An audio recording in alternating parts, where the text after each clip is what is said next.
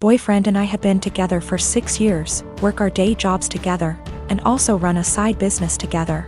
He's my best friend, and despite managing to get past and through a lot together, he hasn't proposed. His family is starting to pressure us to get married, but he said he hasn't decided yet. He has said that he wants to get married and have a ton of kids, so what he means is, he hasn't decided if he wants to marry me. My ego is a little hurt. What else does he need to know that he hasn't already learned in almost 7 years? Is indecision the same thing as a decision in this case? We both started therapy separately very recently to work through some trauma and cope with anxiety. I don't know if I should wait to see if he'll come to kind of epiphany in therapy, or if I should leave and save the decision for him. I love him a lot, and for a long time I saw a future with him. But recently I'm starting to accept signs that he just doesn't love me as much as I love him. How do I know if he loves me or if he just doesn't want to be alone? We don't live together, we won't live together until we are married. He has stayed over for extended periods of time, so we're mostly familiar with each other's habits. We are from different cultures, but I still come from a traditional family, so we have a lot of the same values. I just consider myself to be more independent. I am very uncomfortable with the idea of an ultimatum. I don't like the idea of forcing someone to make a decision out of fear or because they're backed into a corner. My communication skills are something that I'm pretty proud of, to be honest, but it's something that he struggles with. And that's one thing he wants to work on in therapy. I'm working on not projecting my fears of insecurity onto our relationship, even when he isn't communicating properly.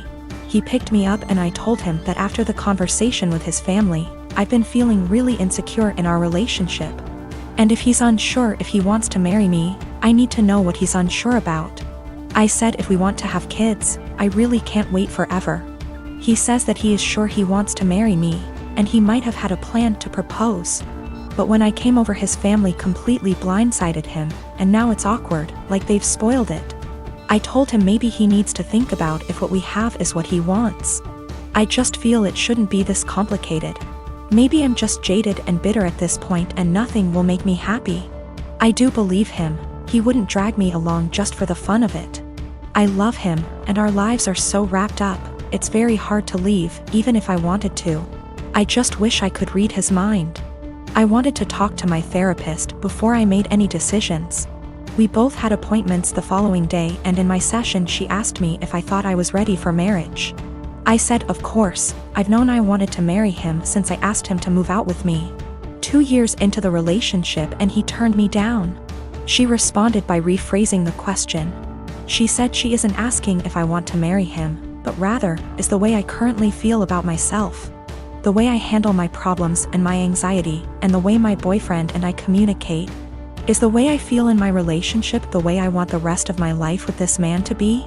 No way came out of my mouth way before I even processed it. Stressed was in my brain in big, bold, yellow letters.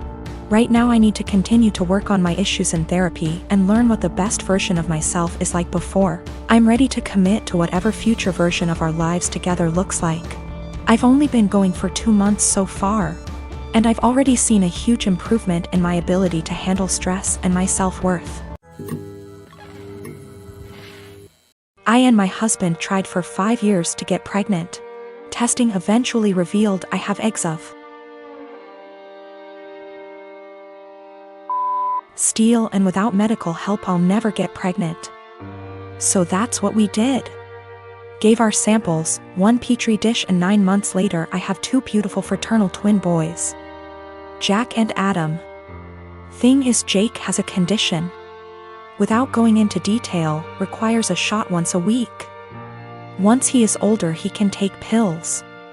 I went back to work and mother-in-law offered to watch the babes. She's wonderful. I trust her 100%. They were 9 months. Now 16 months, during this time she would give his injection as we had a schedule. 10 a.m. before snack and nap. Worked very well until a month ago when she gave the shot to the wrong kid. Now they may be fraternal but they look identical. I'll be honest, my husband and I even mix them up sometimes. Everyone does. She immediately noticed her mistake, called 911 and they were transferred to hospital. By the time I got there, Adam had been given the reversal agent and they were both happily sipping on juice, loving the attention. We went home the same night, told to push fluids. He was never in danger. It's a very slow-acting medication that, at worst, would have given him diarrhea in a few days. Mother-in-law was beside herself. I tried to ease her worry, but she refused to babysit, so to daycare they went. This daycare has a nurse cause some of the kids have medications, so she knew what to do, but the worry of mixing up the kids was a valid concern, and they would not keep name tags on. Doctor recommended a medical tattoo. Explained they tattoo a freckle, no bigger than the end of a pencil eraser, on an area of skin that's easily seen while the child is under mild sedation, similar to dental offices. Because of the area, it usually fades in 2 to 3 years, but by then they should have developed more personal features, and may not need it redone. So after discussion with my husband, we did it. He has a 2 mm brown freckle on his earlobe. From entering the office to leaving it took 30 minutes. Never felt a thing. Mother-in-law lost her shit the second I mentioned a medical tattoo. I tried to explain, but she just freaked out, so I put both kids on the floor and told her to pick up Jack and find the tattoo. She picked up Adam, so I handed her Jack, and after 20 minutes still couldn't find it. Stripped him to his skivvies. I finally pointed it out and she went, "That's just a freckle," I just said. My point exactly. Adam doesn't have a freckle there. So that's how daycare can tell them apart. She's still pissed and ranting. Once I explain to others and they fail to find it, they understand, but they still think I went too far in tattooing my child and altering their body. I believe I took the necessary precautions recommended by the doctor, and the tattoo will fade with sun exposure, and as he grows, by the time he's 5, it probably won't even be visible, or it'll just look like a faded freckle. Dan and I have been married for 3 years and 8 months ago welcomed our amazing son into the world. He was very planned and wanted, and motherhood had been transformative for me. I was able to take for 1/2 months maternity leave before going back to work. Without going into too many details, we both work white-collar jobs that require professional attire. A normal workday look for me is a skirt or pair of slacks, a silk blouse, pumps or boots depending on the weather, but always with a heel because I'm 5'0", maybe a blazer if I have a big meeting. Dan wears a suit almost every day. I also style my hair and do some makeup for work every day. This is what I wore before our son was born and what I continue to wear. Dan and I are pretty even in sharing parenting duties. I tend to take mornings because I'm more of a morning person than Dan. A normal morning for me starts early: short workout, shower, get baby up, get ready. Get baby ready and baby off to Dan because the daycare is on Dan's way to work. I'm normally dressed at the tail end of this process, but I keep my robe on over my clothes in case my son wants to give my outfit something to remember him by on our way out the door. For the last month or so, Dan has been more irritable than normal in the morning. There have been side comments if he gets up and I'm drying my hair or getting dressed. Basically, if I'm not 100% focused on my son in the AM. Our son is happy playing and supervised, so I just chalked it up to morning moodiness, but it's been getting worse. Last night, I brought it up in what I thought was a neutral, non-confrontational way. Basically, his answer was this: his mom was 100% a mom after her kids were born. She gained a fair amount of weight after she had kids and never tried to lose it. She wore sweatpants every day and works a job where she wears a uniform, so if she wasn't in her work uniform, she was in sweats and a t-shirt. She never did her hair or makeup. Her entire identity was being a mom, and she shared with me how hard it was to watch her kids start their own lives. Dan thinks I don't care about our son as much as he does since I worked on losing the baby weight and still put effort into my appearance. I feel like keeping this part of my identity actually helps me be a better mother. I love my son, but I'm still me and I still have the things I like to do. Dressing well, my identity actually helps me be a better mother. I love my son, but I'm still me and I still have the things I like to do. Dressing well, blowing out my hair and doing my makeup are therapeutic to me. Now that being said, my son is my life, and if I knew that not doing those things but guarantee him a happy, healthy life, I would stop immediately.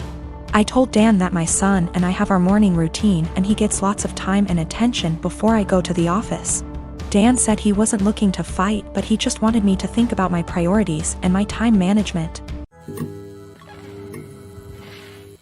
My daughter turns 11 in 6 weeks. She has been begging for a Nintendo Switch. Due to poor grades and overall bad attitude, we decided not to get a Switch. Money isn't the issue, it's her behavior. She acts very entitled and she's lying left and right. I just don't feel now is the right time for a Switch.